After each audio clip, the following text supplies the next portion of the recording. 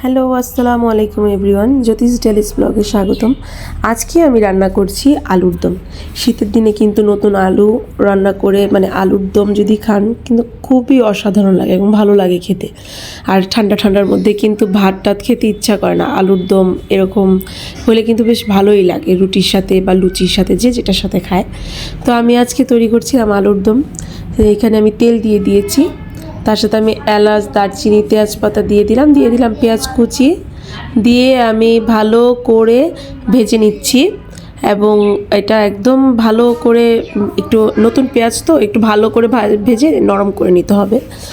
আর তারপরে দেখা যাচ্ছে যে পেঁয়াজটা এরকম নরম হয়ে আসবে, তার সাথে আপনি এরকম আস্তে আস্তে করে ভাজতে থাকবেন। যখন এটা একটু নরম হয়ে আসবে তখন একে একে দিয়ে দিবেন আদা রসুন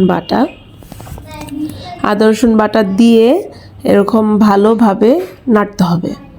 যা আদা রসুন দিয়ে সাথে ভালো করে ভাজতে হবে, কারণ অনেক সময় হয় কি আদা রসুন দিয়ে একটু যদি ভালো করে না ভাজি তাহলে হয় কি গন্ধ থেকে যায় আদা রসুনের। তো এইভাবে দেওয়ার পর তারপর আমি একে একে সব স্পাইসেস মশলাগুলো দিয়ে দিব, যেমন হলদি, মরিচ, ধনিয়া, জিরা, গরম মশলা সবগুলো আমি দিয়ে দিয়েছি, সামান্য একটু লবণও দিয়েছি।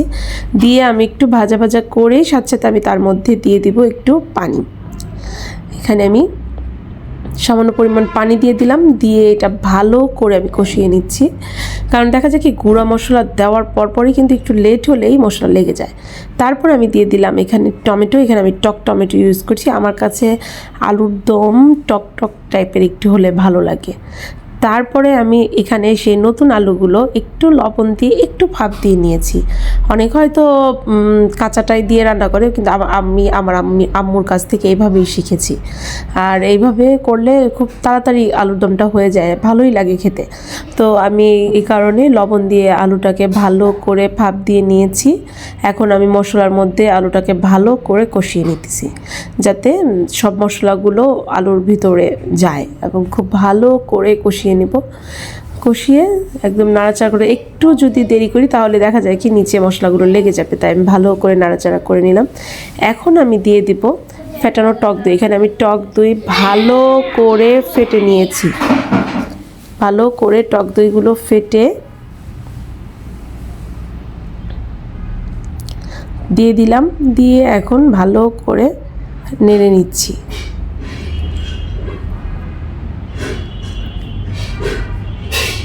এখন ভালো করে নাড়াচাড়ার পরে আমি এর মধ্যে দিয়ে দিব পানি দিয়ে আমি ভালো করে নেড়ে, এখন আমি